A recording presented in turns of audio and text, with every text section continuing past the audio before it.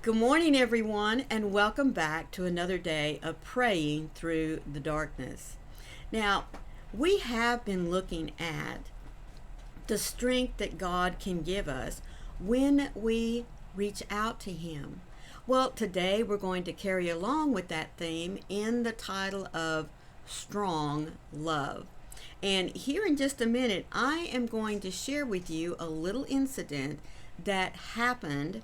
I mean, personal experience because I had to live through it, let me tell you, that goes along with our devotional for today. But before we get started, let me remind you that my devotions for 2025 come from this little blue book that's put out by Broad Street Publishers, and it is titled 365 Days of Prayers for Battling Depression and Anxiety. Now, there is a link for you down in the description box if you wish to go and purchase your own copy. Just click on it and it'll take you right to it. You won't have to find it. All right, strong love. And the verse that we'll be looking at that goes along with our prayer this morning comes from Psalms 27, verse 1. The Lord is my light and my salvation. Whom shall I fear? The Lord is the stronghold of my life. Of whom shall I be afraid? You know, if you've looked at the Psalms any at all, David carried along with the theme that is so strong in Psalms 23, where he offers up the very idea that the Lord is my shepherd. I shall not want. I shall not want for anything. I mean, He's there when I'm walking through the valleys of the darkness. He's there whenever I am laying beside the green waters. Excuse me. He is even there when we lie down in beautiful green pastures. Now, so that tells us that He is there through the highs and the lows, through the joys and the sorrows of our lives. And you will find, if you read many of the chapters beyond Psalms 23, that he carries on with that theme because it is such an important, I guess you could say, aha moment that not only he found within himself, but he wanted to share with others generations down the road. So let's see what our prayer has, and then I've got a story for you. In the storms of life, God, your truth shines like a lighthouse, beckoning me to the safety of your love. You are like a fortified castle where I can take shelter and receive protection from the attack of the enemy. You are stronger than any weapon, both formed and imagined. Your love is strong enough to keep me safe. And you know what? I might even like to inject the word here. It's not even strong enough, folks.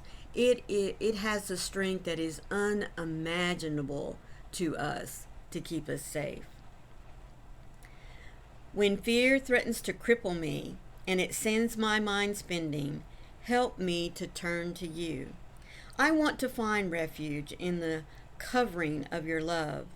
Fight my battles for me as I take rest in you. Be the fountain that grounds me.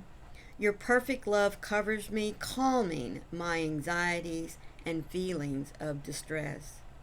Loving God, I ask for your powerful love to calm all my anxious thoughts today. You are the shelter where I hide. I have no strength to fight, Lord. Be my defender. When fear threatens to cripple me and it sends my mind spinning, help me to turn to you. So my story for the week. Many of you know that my husband had a little heart incident and he had to be in the hospital for a couple of days. Well, at every turn, it just seemed like the right hand didn't know what the left hand was doing, because he would get all set up to go and have a procedure just to be, told, no, not going to happen today. Get up the next day, same thing. All right, this is going to happen today. and then, no, it's not going to happen. Now, in the hospital's defense, the only thing I can say is it was the weekend, okay? And unless your hospital is large enough to always have a team on standby, meaning that if they get the call, they got to drop what they're doing, and come and be ready for any type of surgery emergency. Well, this little hospital is not large enough to have that, evidently. So it was not until Monday that my husband found some relief.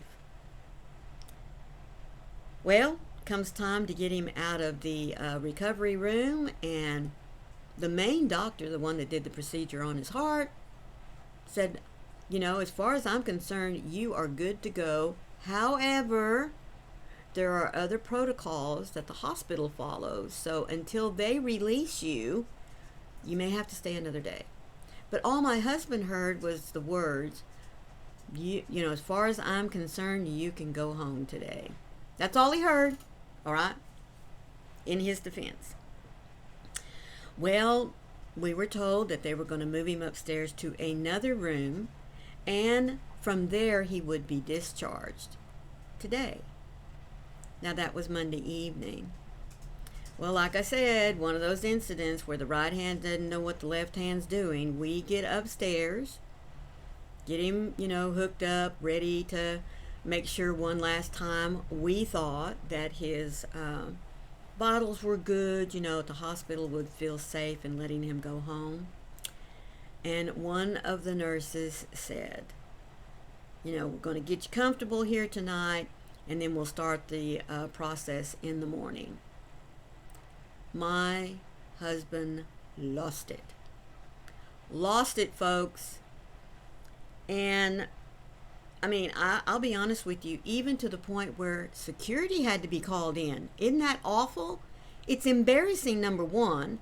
Number two, just a little bit scary, because if I had been truly picking up on the signals, I would have realized that he was in full-blown panic attack.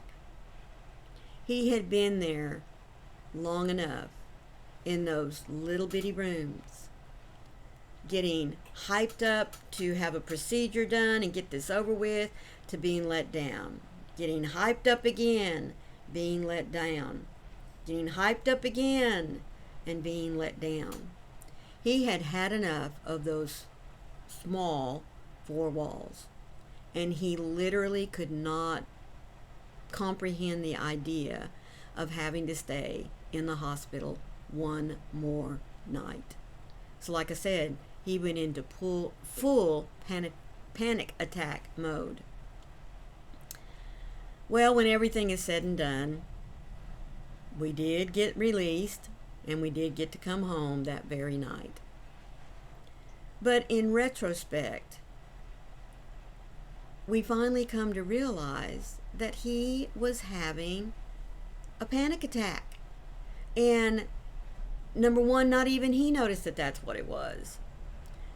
If I had been picking up on the triggers, I could have said, okay, look, just a minute. We need to sit down. And now, of course, I was praying to God, Lord, calm him, calm him, calm him. Lord, also give us help, help him. But in reaching out that way, it was calming for me. And I realized at the time that really, I didn't know how to pray for him, how to help him get through that anxious moment. But like I said, in discussing it later, we all came to realization that that's what happened. He was having a panic attack. And you know what the worst part of it was? Even though he hasn't admitted it yet. He was in the throes of it so deep that even he, subconsciously, could not cry out to God to help him. Isn't that awful? Many of us have been there. Now, I've had panic attacks, folks. To the point where, I have literally had to get outside, get myself away from everything and everyone so that I could breathe. But I don't know that I've ever had it as bad as he did.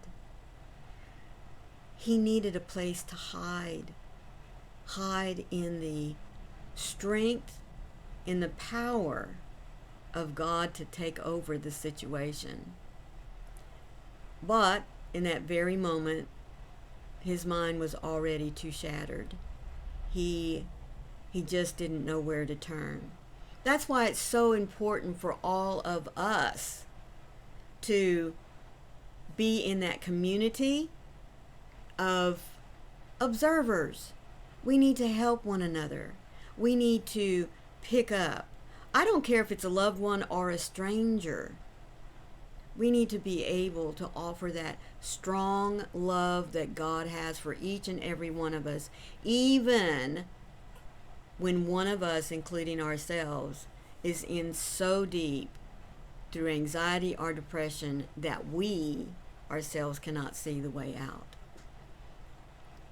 Take comfort in knowing that when those desperate times hit you or hit someone around you, take them to that hiding place in the strength of God's love, His protection, and His comfort that will get them through to the point where they can focus, where they can reason, where they can communicate. That's my story for this week. I hope that you take comfort in it. I mean, it was good for us to be able to talk about it later and to realize what it was that had brought it on. And for me, it was, I like this little phrase, aha moment, in that next time I need to step back instead of getting just as upset as he was, because folks, I was. Let me tell you, I truly was as upset as he was. Of course, now my upset was more directed at him than the situation, because, well, you know, like I said, number one, I was embarrassed. But number two, I was so scared for his health.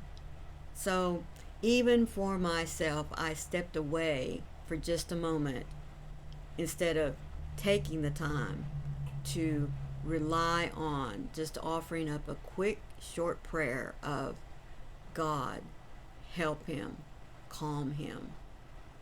So, my advice to you, coming from first-hand experience, always, whether for yourself or someone else, take just a moment, step back, call on the power and the strength of God to take over the situation and to calm a troubled spirit. Thank you all so much for being here. I do hope you don't mind me sharing that little story with you, but I was just led to because of the devotional itself. You know, it's very easy to sit back and always talk about calling on God and knowing that He is there for us. But sometimes I think we have to be reminded by living through an experience just how much we can rely on Him, put our trust in Him, and have the faith to know that He's got it. He's going to take care of it.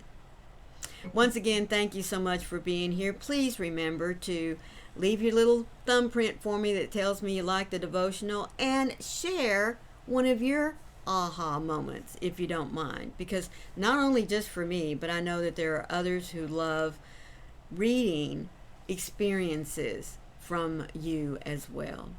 So until tomorrow, always remember that when the dark shadows of doubt want to crowd in and rob you of your joy, you're not alone. God is there with you. Ask Him for the strength and the comfort that He is wanting to give to you. Till tomorrow, remember, I love you guys. Bye.